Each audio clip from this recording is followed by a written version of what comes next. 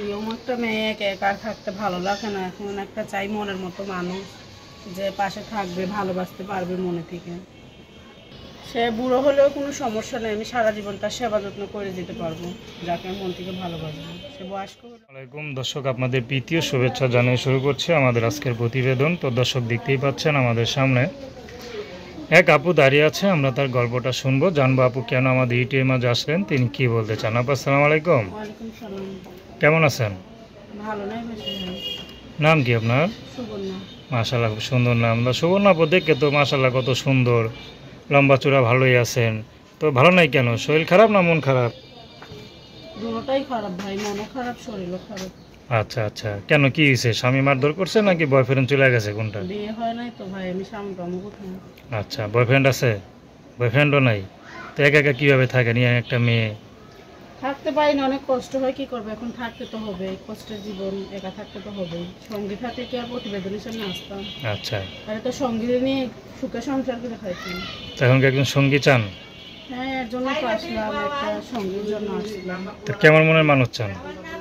মানুষ যে এরকমই হোক, যে আমার দায়িত্ব নিয়ে পাশে থাকবে, আমাকে হেল্প সুবিধা করতে পারবে, যে আমাকে মন থেকে ভালোবাসতে পারবে। আমি ওরকম একটা মানুষ পেলেই বিয়ের সাথে বসবো, সে বয়স্ক হোক আর জোয়ান হোক, আমাকে না কখনো। পরিবারে কে কে আছে? পরিবার আছে, আমার কুকুর আর আমি। আচ্ছা, তো বাবা মা কেউ নাই? বাবা মা কেউ নাই, বাবা মা চলে গেছে। আচ্ছা, তো এখন যদি কোনো বুড়া লোক আপনাকে বিয়ে করে, আপনি করবেন? হ্যাঁ, করবো, করবো না কিসের জন্য? যদি আমাকে সে মন থেকে অবশ্যই ভালোবাসে, আমি তার জন্য বিয়ের সাথে বসবো। আচ্ছা আচ্ছা, তো অনেকে খোটা দিব না যে ইয়াং মেয়ে বুড়ো একটা মায়া বিয়ে করলো টাকার জন্য, বলবে না?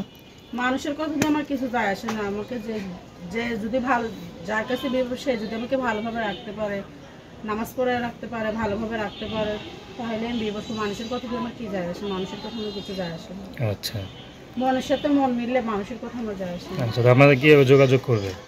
ভিডিওর ভিতরে আমার ফোন নাম্বারটা দেওয়া থাকবে। নাম্বার বলতে পারেন? নাম্বারটা মুখস্থ। বর্তমানে কি কাজ করেন বললেন? মানুষের বাসাতে কাজ করি। মানুষের ভাষায় কাজ করেন, তো ইয়াং একটা মেয়ে মানুষের ভাষায় কাজ করেন, তো নিজের কাছে খারাপ লাগে না?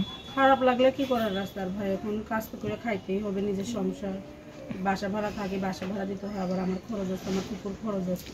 তো ফুপুর এগুলা যদি না যদি হয়, তাহলে সংসার চালানো কিভাবে তো হবে? ফুপুর খরচ ফুপু দেয় না?